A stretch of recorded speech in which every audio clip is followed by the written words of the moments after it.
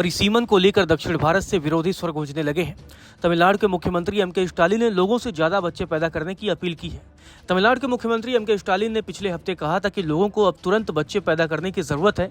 8 मार्च को आंध्र प्रदेश के मुख्यमंत्री चंद्रबाबू नायडू ने भी कहा कि महिला कर्मचारियों को बच्चों की संख्या की परवाह किए बिना मैटरनिटी लीव दी जाएगी। इस वीडियो में आपको परिसीमन का पूरा गणित बताएंगे, लेकिन उससे पहले दक्षिण भारत के इन चर्चित नेताओं के बयान बताते हैं।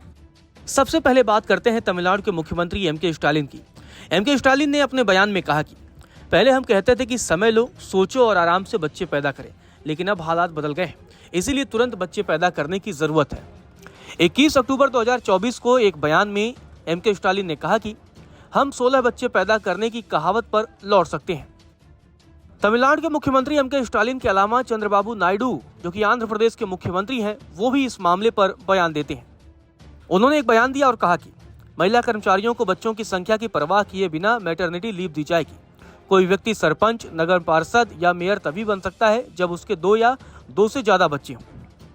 दरअसल ये पूरा विवाद इसलिए है क्योंकि दक्षिण राज्यों को डर है कि 46 साल से रुका हुआ परिसीमन जनसंख्या को आधार मानकर हुआ तो लोकसभा में हिंदी भाषी राज्यों के मुकाबले उनकी सीटें घट जाएंगी। हालांकि केंद्रीय गृह मंत्री अमित शाह ने 26 फरवरी को एक बयान में कहा कि परिसीमन की वजह से दक्षिणी राज्यों की एक भी संसदीय सीट कम नहीं होगी। चलिए अब आपको बताते हैं कि आखिर ये परिसीमन है क्या। दरअसल जनसंख्या के आधार पर लोकसभा और विधानसभा क्षेत्रों की सीमाएं निर्धारित की जाती हैं। इसी सीमा निर्धारण की प्रक्रिया को परिसीमन कहते हैं। इसी से SC ST सीटों की संख्या भी तय होती है। आपको बता दें कि भारत में आखिरी बार 1976 में 1971 की जनगणना को आधार मानकर परिसीमन किया गया था। उस वक्त देश की आबादी 54 करोड़ थी और हर 10 लाख आबादी पर एक लोकसभा सीट का फॉर्मूला अपनाया गया था। इस तरह कुल 543 सीटें तय की गई। हर जनगणना के बाद परिसीमन का नियम होने के बावजूद 1981 और 1991 की जनगणना के बाद परिसीमन नहीं हुआ। सन 2000 में भारतीय जनता पार्टी की अटल सरकार ने संविधान में 84वें संशोधन कर लोकसभा सीटों के परिसीमन को 2026 तक स्थगित कर दिया। ऐसे में 2026 से परिसीमन शुरू हो सकता है, लेकिन अभी 2021 की जनगणना नहीं हुई है। ऐसे में केंद्र सरकार परिसीमन से पहले जनगणना कराना चाहेगी। अगर 2021 की जनगणना नहीं होती है तो 2011 की जनगणना को आधार मानकर परिसीमन करा सकती है, लेकिन इसमें भी कई तरह के पेच हैं। आपको बता दें कि संविधान के आर्टिकल 81 के मुताबिक संसद में 550 से ज्यादा निर्वाचित सदस्य नहीं होने चाहिए। ऐसे में सीटों की संख्या बढ़ती है तो संविधान संशोधन की भी जरूरत पड़ सकती है। आपको बता दें कि भारत में लेटेस्ट जनगणना के आंकड़े 2011 के हैं। तब देश की आबादी करीब 121 करोड़ थी।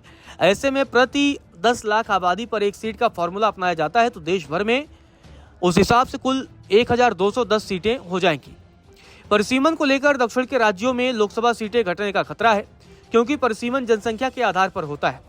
2011 की जनगणना के मुताबिक दक्षिण के 5 राज्यों की आबादी 25.12 करोड़ है, जबकि यानी हिंदी बोलने वाले राज्यों की आबादी 57.23 करोड़ है। यानी दक्षिण के मुकाबले हिंदी पट्टी की आबादी लगभग दोगुनी है। दक्षिण भारत की पार्टियां और विपक्ष परिसीमन के सपोर्ट में नहीं है। उनका मानना है कि अगर परिसीमन होता है तो इससे भारतीय जनता पार्टी को फायदा हो सकता है।